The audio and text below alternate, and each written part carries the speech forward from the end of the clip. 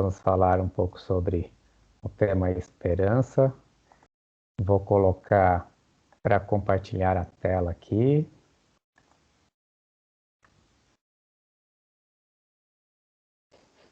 Muito bem.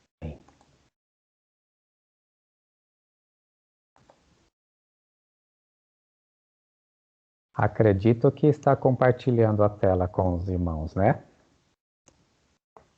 Pelo menos para mim aqui consta que já está tudo ok. Se alguém quiser falar aí, se está tudo ok. Sim, ok. Tá ok. Então tá bom. Tá jóia. Então, hoje nós vamos estudar o capítulo 10, falar um pouco sobre o capítulo 10 do livro 3 da obra Cristianismo Puro e Simples, do C.S. Lewis. Para quem está seguindo aí pela editora Thomas Nelson, é a página 180. 180. E a esperança, nós estamos dentro daquela parte que o Lewis disse que seriam as 3 virtudes teologais: fé, esperança e amor. Nós começamos, Lewis preferiu começar pelo amor, pela caridade, que foi o que nós vimos na aula passada. Hoje é esperança. Eu acredito que a exposição não vai ser muito demorada, porque como a gente está optando por não misturar os assuntos, esse é um capítulo bem curtinho.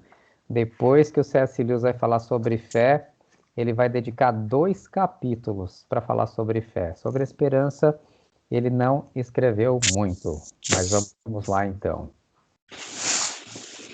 Ele vai definir aqui a esperança como uma visão constantemente voltada para frente, para o mundo eterno, não sendo isso uma forma de escapismo ou ilusão, mas a atividade típica de um cristão. E ele faz menção que muitas vezes as pessoas podem achar que o cristão, ou acusam o cristão de ser alienado pelo fato de ficar pensando no céu, no mundo por vir, numa nova realidade. Aí as pessoas podem achar que é escapismo, né? Mas assim, eu acredito que qualquer pessoa, quando vislumbra o fim da sua existência nesta terra, bem que deseja lá no fundo que os cristãos estejam certos, né? Que exista realmente uma esperança no porvir. E quando eu li esse texto do C.S. Lewis, eu me lembrei do texto, por exemplo, do apóstolo Paulo em Colossenses 3, né? Mandando os cristãos pensarem nas coisas que são do alto. Então é lá onde está a mente do cristão, nas coisas que estão no alto. E o Lewis ele faz uma observação muito interessante também já no início, que os cristãos que mais fizeram pelo mundo foram os que mais pensaram no porvir.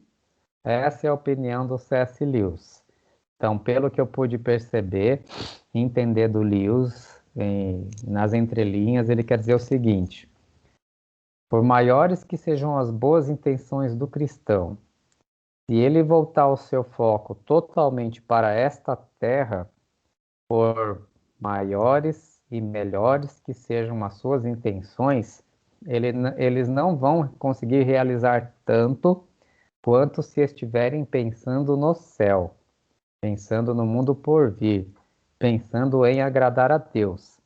E ele menciona aqui na página 180 os próprios apóstolos que possibilitaram a conversão do Império Romano, os grandes homens que construíram a Idade Média, os protestantes ingleses que aboliram a escravidão, todos deixaram a sua marca na terra justamente porque suas mentes estavam ocupadas com o céu.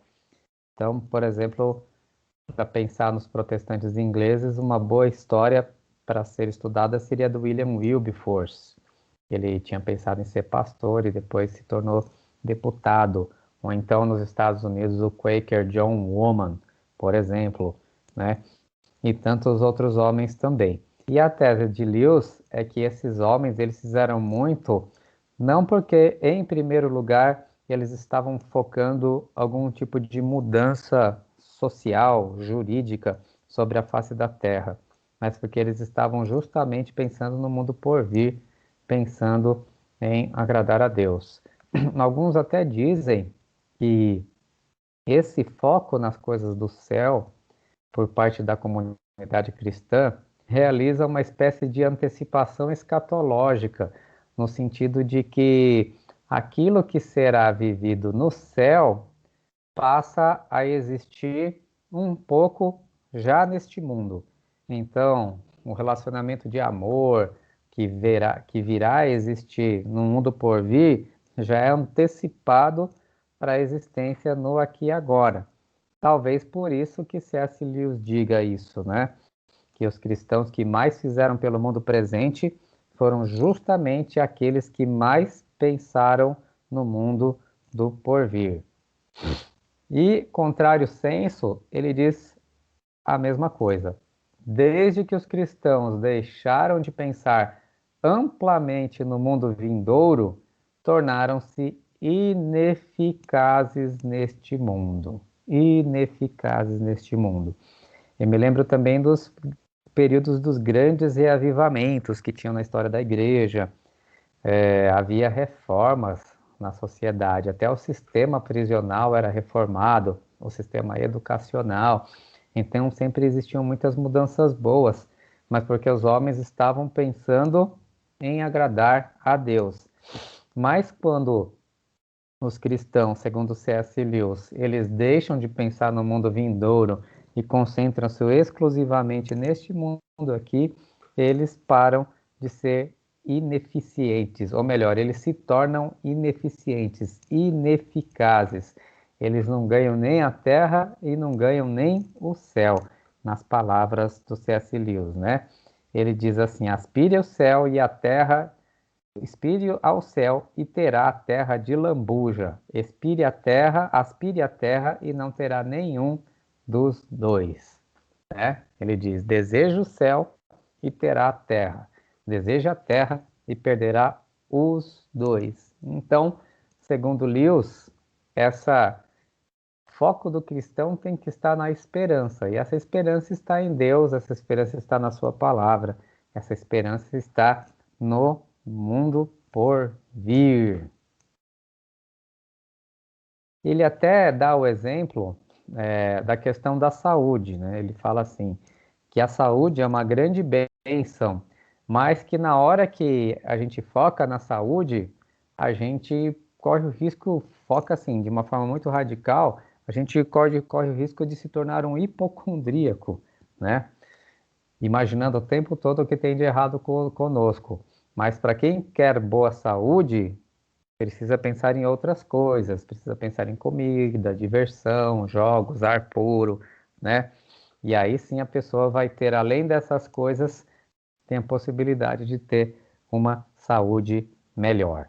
Então, e aí ele arremata ainda dizendo na página 181 que nunca devemos querer salvar a civilização enquanto a civilização em si for o nosso objeto principal.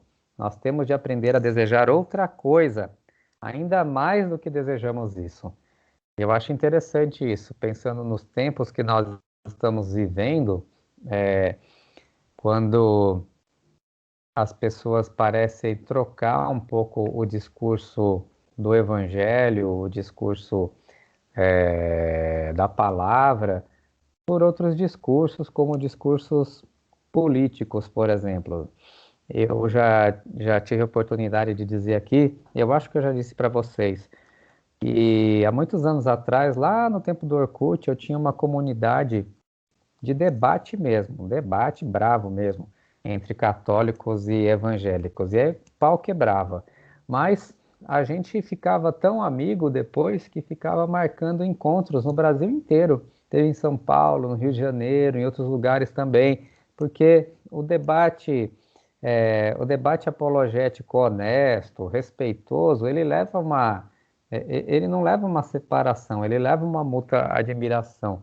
Mas a gente pode ver que quando os debates eles são, por exemplo, na seara partidária, política, as brigas parece que ficam assim um pouco mais acirradas, né? As pessoas viram a cara, param de falar uma com a outra, e é muito complicado quando talvez a igreja ela acabe, ou parte da igreja acabe trocando e focando muito nessa parte, né? Essa parte aí da política partidária, querendo resolver, na sua concepção, os problemas da terra, mas aí pode perder tanto a terra como o céu, né? Porque na terra acaba se tornando persona não grata e não tem nada a ver com o céu mesmo, política partidária, isso não tem nada a ver. Então, essas paixões aí não fazem muito bem.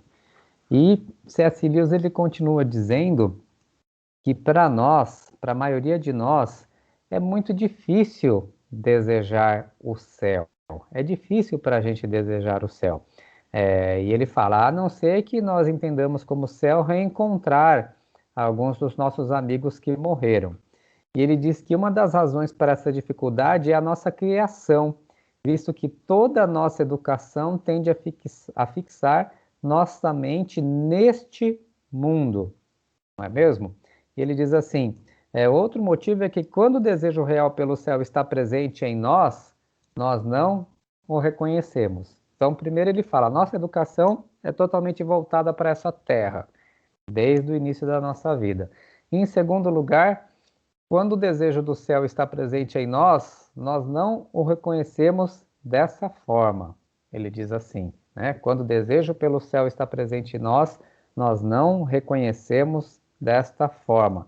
E de que modo é que o desejo pelo céu está presente em nós e nós não o reconhecemos? Ele diz: se as pessoas tivessem a capacidade de examinar seu coração, saberiam que o que desejam e o fazem de forma contundente é algo que não pode se obter neste mundo.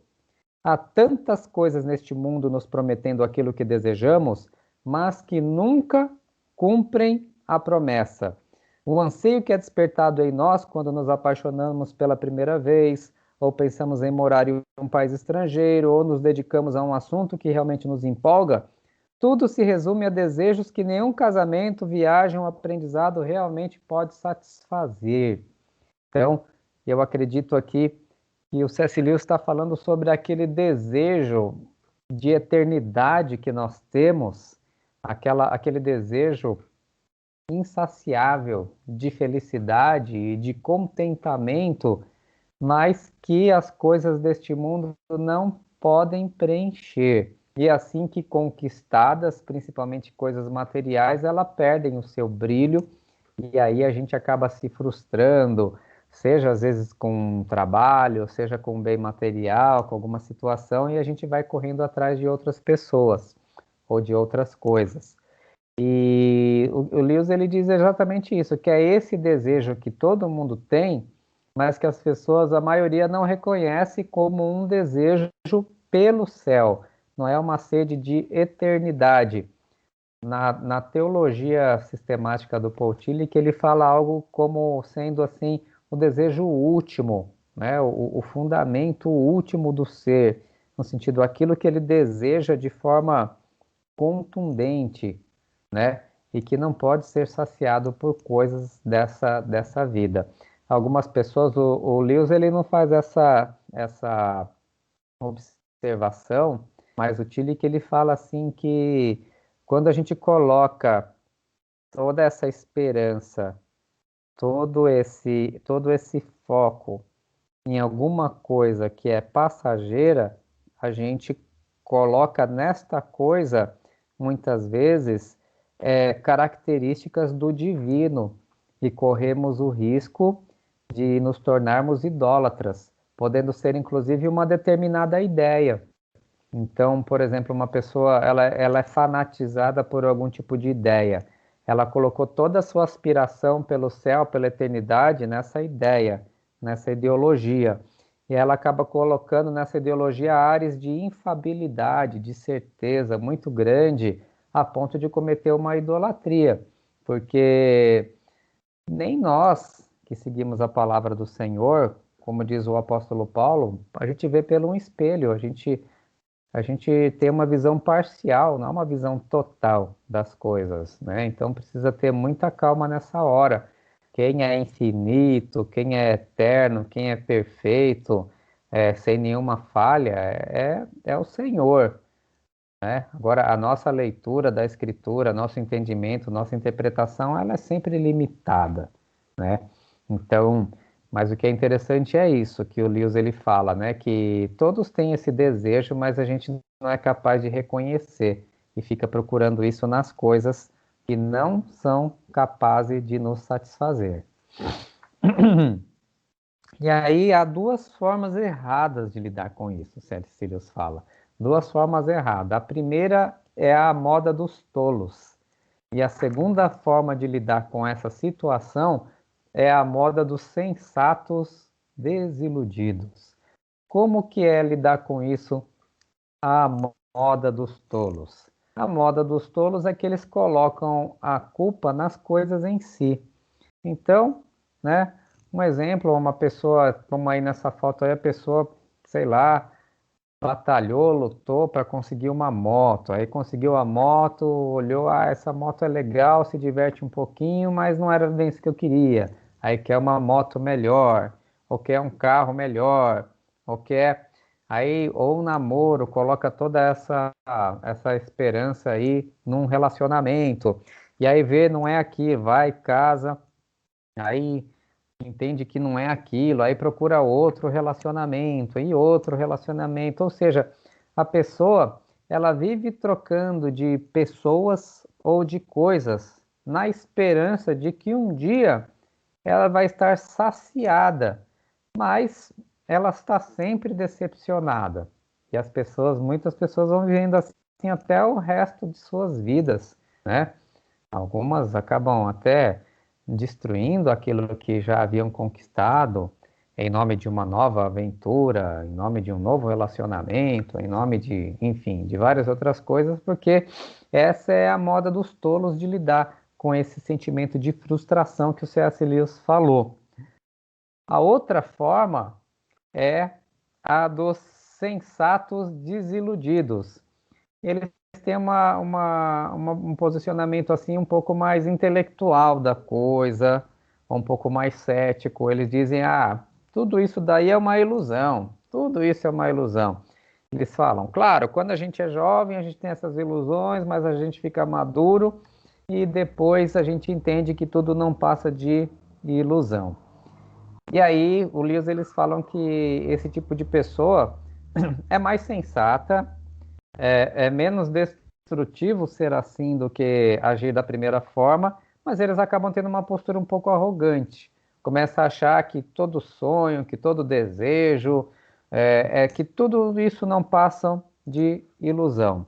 Ou seja, num primeiro momento eles reprimem esses desejos para que eles não venham, por assim dizer, a se desiludirem, né? Então eles não põem muita esperança num relacionamento, eles não põem muita esperança naquele emprego, eles não põem muita esperança nos bens, porque eles sabem, eles já aprenderam que aquilo ali não é capaz de satisfazer. Mas, em contrapartida, eles exageram tanto nisso que acabam tendo uma postura meio cética pela vida, né? Às vezes até mesmo um pouco irônica, enfim. Então, esse aqui também não é um caminho, embora seja um caminho de sensatez, é um caminho de desilusão até, enfim, até o fim da vida, né, dessas pessoas. O Lewis ele diz assim, né, no final dessa parte, essa seria a melhor linha que poderíamos seguir se as pessoas não vivessem para sempre, conforme nós cremos. Mas suponha que a felicidade eterna exista realmente e esteja esperando por nós. Suponha que se possa atingir o fim do arco-íris. Neste caso, seria uma pena descobrir tarde demais, no instante seguinte à morte, que por causa do nosso alegado bom senso, tenhamos sufocado em nós a possibilidade de desfrutar desta felicidade, né? Então, que decepção será, né? Muitas vezes aí, talvez a pessoa ter sufocado tanto essa esperança, tanto esse desejo dentro de si, que acabe rejeitando a proposta do Evangelho. Mas qual é o modo de lidar com isso, a moda cristã? Lidar com o quê? Lidar com essa ideia, realmente essa frustração, em primeiro lugar, esse desejo de eternidade que está em nós e essa concepção de que essa felicidade realmente não estão nas coisas. Lewis ele diz assim: as criaturas não nasceriam com desejos se não existisse a satisfação para esses desejos. E aí ele dá os exemplos aqui na página 183. Um bebê sente fome. Muito bem, existe a comida. Um pato deseja nadar. Muito bem, existe a água. Os seres humanos sentem desejo sexual. Muito bem, existe o sexo. E aqui, uma das frases assim, né, mais emblemáticas desse livro aqui, eu não sei se eu coloquei, não coloquei, vou ler aqui para vocês. Ele diz assim: ao descobrir em mim um desejo que nenhuma experiência neste mundo poderia satisfazer, a explicação mais provável é que eu tenha sido feito para outro mundo. Então, vou repetir: ao descobrir em mim um desejo que nenhuma experiência nesse mundo poderia satisfazer, né? Aquela hora a pessoa, puxa, né? Às vezes isso parece que é mais forte, né? Em alguns momentos na vida de todos nós. Lewis diz que a explicação mais provável é que eu tenha sido feito para um outro mundo. Se nenhum dos meus prazeres terrenos consegue me satisfazer, isso não prova que o universo é uma fraude. Provavelmente os prazeres terrenos nunca tivessem tido a intenção de fazer esse desejo, de satisfazer esse desejo, mas de apenas despertá-lo para levá-lo à satisfação real. Nesse caso, tenho de cuidar, por um lado, para nunca desprezar ou ser ingrato por essas bênçãos terrenas, e por outro, nunca tomá-las equivocadamente por algo mais que elas são, meras cópias, eco ou miragem. É como se o mundo todo fosse como a existência fosse uma metáfora, né, de algo que ainda está por vir, um símbolo daquilo que ainda está por vir. Assim como o Antigo Testamento, aquelas coisas eram figuras do que estavam para vir no Evangelho, no Novo Testamento, assim também, mesmo essa existência que nós temos aqui, elas não encerram em si toda a realidade. Então, nós somos convidados a desfrutar dessas coisas boas que nos acontecem, né, essas possibilidades que se abrem para nós, mas não colocar nelas totalmente a nossa última esperança, sabedores de que o melhor ainda está por vir, né? O melhor no sentido assim da nossa própria experiência sensorial, existencial. Ah, e aí ele diz assim: tenho de manter vivo em mim o desejo pelo meu verdadeiro país de destino, aquele que não encontrarei antes de minha morte. Nunca devo deixar que ele me sufoque ou fique de lado. A jornada para este mundo e a ajuda para que os outros façam a mesma coisa devem se tornar o objeto principal da vida, né? Então, o objeto principal da vida para C.S. Lewis é viver essa vida aqui, sim, mas com o foco, com o pensamento voltado sempre para a eternidade. E esse pensamento voltado sempre para a eternidade, a meu ver, nada mais é do que a manutenção da comunhão com Deus nos nossos afazeres diários. Não é ficar pensando em céu, ficar pensando, não é, mas é realmente manter viva essa comunhão com Deus o tempo todo, praticando ali, realizando a prática da presença de Deus em nossas vidas. Presumo que seja isso que C.S. Lewis possa estar querendo dizer aqui, buscar o reino de Deus em primeiro lugar. E aí, uma outra coisa que ele rebate é quando as pessoas brincam assim, falando: ah, você acha mesmo que existe uma rua de ouro? Ou então outros vão falar assim: ah, você quer ir para o céu só para ficar lá tocando arpinha e não sei o quê. Enfim. E aí o Lewis ele diz assim, que todo o imaginário da escritura é uma tentativa simbólica de expressar o inexprimível. Então, quando, por exemplo, ele fala de música, né, que haverá música no céu, isso tem um motivo, porque a música ela desperta algo dentro da gente, né? Ele fala, os instrumentos musicais são mencionados porque para muita gente, não todo mundo, mas para muita gente a música é algo familiar na vida presente, que mais fortemente sugere o êxtase, sugere a eternidade, não é mesmo? Então, poxa, quando você ouve uma boa música, você viaja, você se alegra, você relaxa, você dança. Então, tudo isso sugere o êxtase. É uma coisa realmente muito boa, né? As pessoas estão se distraindo, as pessoas estão distraídas fazendo alguma coisa, o que que elas colocam? Colocam uma música.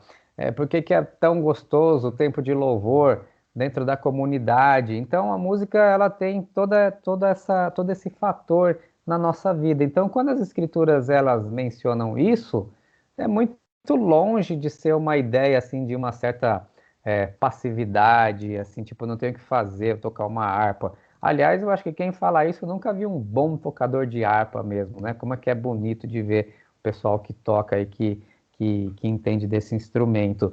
E também quando se fala assim em ouro, tem essa ideia de permanência, porque o ouro é um metal precioso e o ouro ele não enferruja também. Então tem essa ideia aí de durabilidade, não é mesmo? E ele diz assim que as coroas que são mencionadas, essas coisas não são literais, são mencionadas para sugerir o fato de que eles estão unidos com Deus na eternidade e compartilham o seu eterno esplendor, seu poder e sua alegria. Então, que tudo isso que é mencionado nas Sagradas Escrituras são todos símbolos, são todos os símbolos que vêm para exprimir para a gente aquilo que é inexprimível em palavras humanas. Então, é preciso trabalhar com as sensações humanas, para a gente não consegue entender de outra forma que não seja assim, mexendo, falando com as nossas sensações. Então, quando fala assim, nunca mais terá fome, né? Como terrível, né? A sensação de fome, nunca mais terá fome, nunca mais sentirá sede de comer, né? Do fruto da árvore da vida. Então, são todas sensações que a gente conhece, mas são como metáforas de algo muito melhor que está por vir no seu sentido existencial. O apóstolo Paulo ele fala, né, de um corpo glorificado. Então, como é bom, né, quando você tem, né, estar munido de um corpo saudável, em que você pode correr, andar de bicicleta, que você pode, como é gostoso, pular numa piscina, nadar, ou então numa praia, sentir aquele ventinho no rosto. Então, tudo isso vai sendo usado assim de uma forma metafórica para nos apontar algo que ainda será muito melhor do que tudo isso que a Escritura já aponta para a gente como coisas boas neste mundo também. Então, música, ouro, coroa, enfim, tudo isso são símbolos daquelas coisas que nos esperam, que nos aguardam, né? E aí, C.S. Lewis ele até termina assim: aqueles que tomam esses símbolos literalmente poderiam muito bem pensar também que quando Cristo nos disse para sermos como pombas, ele queria dizer que era para nós botarmos ovos, né? Então, assim, não é isso. A gente precisa ter essa dimensão de entender as escrituras dessa forma metafórica também, né? Simbólica. Mas, enfim, é, só para praticamente já estamos aqui caminhando para o final desse capítulo, né?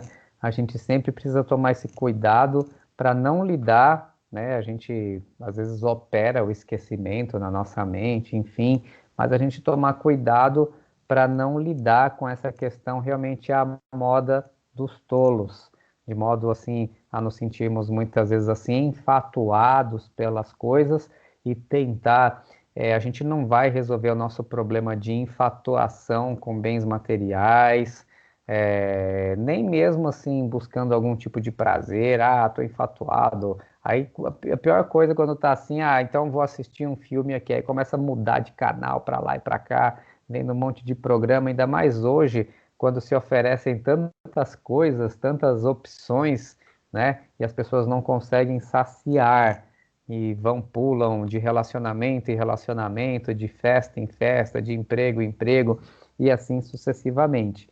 E nem mesmo nós precisamos nos tornar totalmente céticos, né? Que é a moda dos sensatos desiludidos. Não, também não é esse modo de lidar, mas sim lidarmos à moda cristã mesmo, sabendo que se há determinados desejos em mim que esse mundo não pode saciar, realmente é porque muito provavelmente fomos feitos para coisas maiores e melhores.